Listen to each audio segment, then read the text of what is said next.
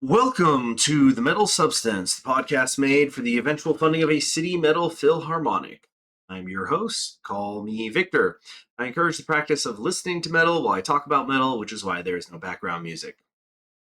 All right, we have to talk about Black Sabbath before we could talk about anything else. And so today we're going to go over their first album, the self-titled Black Sabbath. We are talking about the seminal moment in heavy metal. I'm going to cover dozens, hopefully eventually hundreds of albums. We're going to talk about all sorts of metal history over the years to come. And it's going to be stuff that's mostly after 1970. We're going to talk about the roots of it, rock roots and stuff like that, proto metal. But for simplicity's sake, for lore's sake, this is the beginning of metal. So before we even get into the music, let's take a look at the band itself. Black Sabbath, straight out of Birmingham, which if there's one thing that Peaky Blinders has taught me, it's that God's got no business there. So it seems like that's going to influence early metal. And to be a little bit more serious, the environment that the boys from Birmingham grew up in was the post-Birmingham Blitz. Birmingham, England had been a major industrial city before World War II, and during World War II, it manufactured parts for planes, which of course made it a target for the German Blitz in particular. So it becomes one of the most bombed cities in all of England during the war. It's very fitting, or maybe we should say fated, that an industrial city is the birthplace of this new form of music known as heavy metal. Black Sabbath's four members are Bill Ward, the drummer, Geezer Butler, the bassist, which incidentally is just kind of funny that you could say like, oh, Geezer invented heavy metal. Ozzy Osbourne on vocals and Tony Iommi on guitar. Ozzy recently passed away, which was kind of the kick of the pants, incidentally, that I finally needed to get this started because with the old guard beginning to pass away in metal, I think it's time for an examination of what metal has been, where it's going, where we're at. Anyway, back to Black Sabbath. Bill and Geezer are going to form the rhythm section, which is going to set the tone. It's going to set the standard for early heavy metal. Ozzy's voice is going to become absolutely iconic, synonymous with heavy metal, and he's just such a figure. It's all this before reality TV. And then Tony Iommi is, of course, the great guitar creator of early heavy metal. There's so many genres coming out of just stray riffs from his guitar. He was a left-handed player, by the way. That's pretty fitting. Some would say foreshadowing. Also, he's the one who gives us the famous legend, which is, it's a historical truth. Anybody who knows the blues is familiar with the story of Robert Johnson selling his soul to the devil to create it. And so how does Tommy Iommi create metal? Well, he gives his fingertips to a sheet metal machine on the last day of his job at the factory, which forces him to adjust how he plays as a guitarist. Apparently, he was going to give up the guitar entirely, which would have been totally understandable. But somebody sent him recordings of Django Reinhardt, who's a French guitarist. He had been like in some sort of fire when he was young, and he only had like 3 working fingers. The point is, this maiming of Tony leads him to change how he plays the guitar. He tunes his guitar in a lower way so that there's less tension. It's easier to bend the strings. He makes caps to put on the tips of his fingers. He's using lighter string gauges, which is kind of funny because metal is increasingly synonymous with going heavy, tuning low, play it, and all that. And then there's the power chord. When you're missing part of your hand, a good old power chord, you can get a lot out of it. So, Black Sabbath's first album. I want to say that there is no substitute for actually just sitting down and listening to the record. Now, sometimes it can feel a little weird to listen to, depending where you are in your metal life cycle, so to speak. When you get to the point where you're like me and you've listened to hundreds of metal albums, you go back and you listen to Black Sabbath albums, and it starts to become like, oh, I recognize that Doom riff, or like, oh, is that Iron Maiden? They just laid down a foundation for metal so quickly in their first few records that it becomes like the joke. A woman goes to watch Hamlet because her friend suggested it, and she comes back and says, I didn't like it. It was just a bunch of quotes. There's a few variants on that joke. So I didn't want to talk about I usually would talk about literal moments in this album, but today I want to talk about an album's atmosphere. So I'm going to be using a website called officialcharts.com for just over the episodes to reference what were popular songs at the time that these albums are coming out. Black Sabbath's first album, February 13th, 1970. It's become quite a famous day. The top singles are Our Love Grows Where My Rosemary Grows by Edison Lighthouse. The number 2 hit single is Leaving on a Jet Plane by Peter, Paul, and Mary. Number 3 is Let's Work Together by Canned Heat. Kind of a big contrast. So if imagine you're listening to the radio and you're hearing, hold me like you'd never let me go, and then your mate in Birmingham's all, oh yeah, bro, I've got a band together. We won't come over, check out our music. And then you're like, oh yeah, let's go check it out. And you go over to his place, and he just says, this song's about a wizard, and he just starts blowing in a harmonica. Difficult to understand why critics were not huge fans of Black Sabbath in its early days.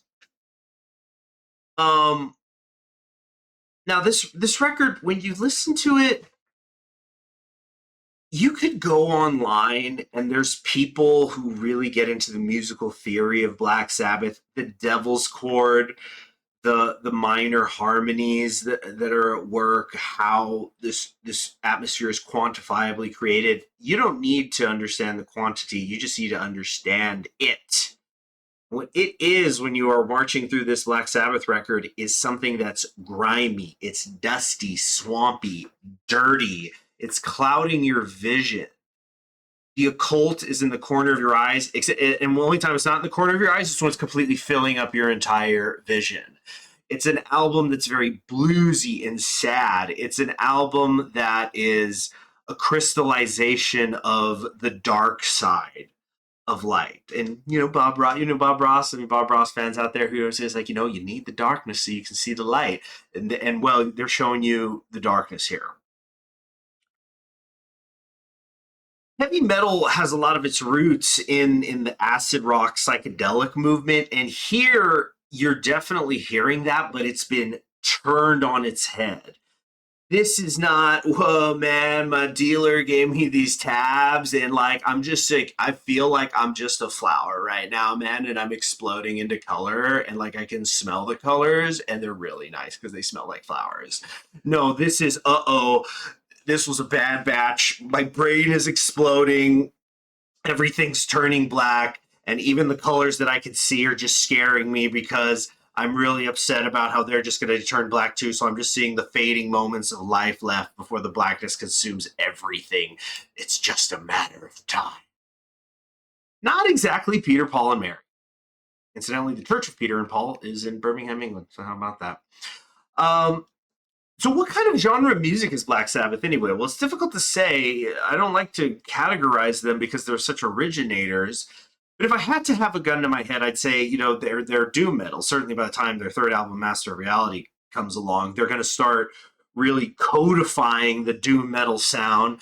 But here, the doom is apparent, even if it's not literally in what we'll think of later as doom riffs. These are sad boys from Birmingham. Ozzy is not a happy man. So what's Ozzy so sad about? What is it specifically that's got him so upset anyway? Well, it's that Satan is real, which funnily enough is the name of a Creator song down the line.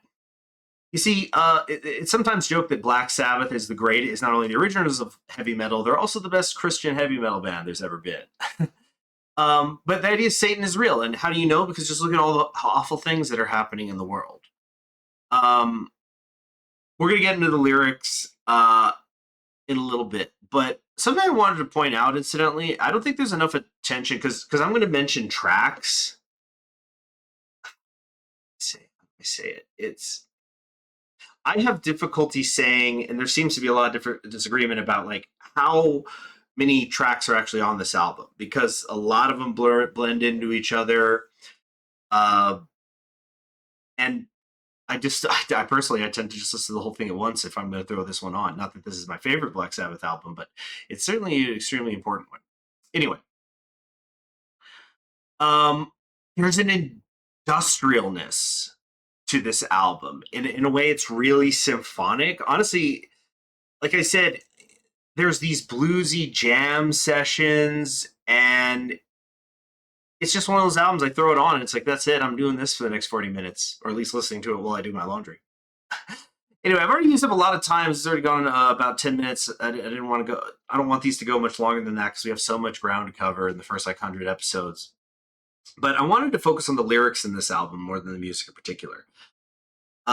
Because I think metal lyrics are something that go unreported or not at all. And like all riffs, not all lyrics are created equal. But here, Black Sabbath's laying down again the template in terms of thematic content. So if we look at the title track, Black Sabbath itself, what is this that stands before me, figure in black, which points at me, turn around quick and start to run, find out I'm the chosen one? A couple of things that are happening immediately here. What is this that stands before me? I think is a clear reference to Macbeth. Black Sabbath is an English band. Obviously, they've been influenced by Shakespeare. And then the finding out the chosen one, I think it's a great play on words because one of the things that happens a lot in English is words become imbued with significant meaning, and then this bounce back starts to happen between literal and signified meaning. So it's like the difference between Mary had a little. People in English will hear Mary had a little lamb. They'll think of Mary had a little lamb, little lamb, little lamb, and the song. But at the end of the day, that is just a literal sentence of Mary had a little lamb. So there's a story there, but you're immediately creating an association. Sorry, I'm getting on too many tangents, but the usually when you hear the phrase chosen one, it's the chosen one. It's a heroic context, a messianic context. Black Sabbath is using the chosen one in a congratulations, Satan has chosen to kill you today context. It's not a happy time. It's not a happy time. Satan is real. And as we said before. Then there's what maybe some people would say is track 4, NIB. It's definitely one of my favorite Black Sabbath tunes. Also a relatively simple one. There's a video somewhere out there on YouTube of Zakk Wylde. I think he had like a tiny itty bitty quarter-sized guitar, like for kids, and he's trying to fit his fingers onto his frets, and he plays NIB on it, which is kind of funny. So what does NIB even stand for? Well, this is a song that initially presents itself with Ozzy singing about, I want to show you my love. Oh, your love for me has got to be real. I want you. Don't you want to do this? And then it's eventually revealed that he's actually Lucifer making you the offer. So what does NIB stand for? Well, there's arguments about it. The version I've always heard, or the one I've chosen to believe, is that it stands for Nativity in Black, which is the Nativity is a reference to the birth of Jesus Christ. So here it's like again, it's the opposite side, the dark side of Christianity. This idea that Satan is an active force in the world. But NIB can also refer to a nib, as in the nib of a pin. And when Lucifer's often portrayed in media, there's this idea that victims willingly enter contracts with the devil, sometimes by literally signing a contract, right? So there's a couple of different meanings it could have. Anyway, I finally wanted to highlight Sleeping Village, which is the only original track by Black Sabbath on the second half of the record. Second half of the record has a lot of blues jam. That's where the blues jams is going on. There's definitely sections where I was like, wow, you could slide that right into a Stevie Ray Vaughan record and nobody would know the difference. And it predates Stevie Ray Vaughan. But the first section of Sleeping Village, there's this arpeggio piece that's being played by Tony. And again, it's just like, it's incalculable when you're a lay person, like incalculable the influence this has on later metal. Because when you're a lay person thinking of metal, you think of the screaming, the clanging, the garbage disposal with like a small wrench inside of it. But a lot of metal, sometimes the greatest metal albums, is just as well known for its moments of respite from the horrors and the agonies, the darkness and death. Like, I hesitate to even name examples because there's so many. I mean, Dissection comes to mind, some of Iron Maiden's work. And here there's a use of acoustics. It's giving your vocalists a chance to show that they could do more than just scream and wail. They could croon, they could be a little bit melodic. But after the first 4 lines, which are Red Sun Rising in the Sky, Sleeping Village, Cockerel's Cry, Soft Breeze Blowing in the Breeze, Peace of Mind, another Iron Maiden reference, Feel at Ease. It's Ozzy singing about the moment of respite. before the beast, the mechanical beast of the band gears back up, and then it goes into the blues section, and I love it. We love jams out here, mint and blues. Okay, so I think I've definitely used up enough time here. It's so hard to say something new about something which so much has already been said. But I hope that you learned something here today. Next time we're going to get into Black Sabbath's second album, Paranoid, which is really the one that's going to put them on the map and usually has the songs that people learn Black Sabbath by at first. So be sure to subscribe so you'll be notified when the next episode of The Metal Substance is uploaded. If you have any questions, please ask them down below or just come on into a live stream and ask me right now. I usually stream something or other every day. Remember, history will be written by the victor.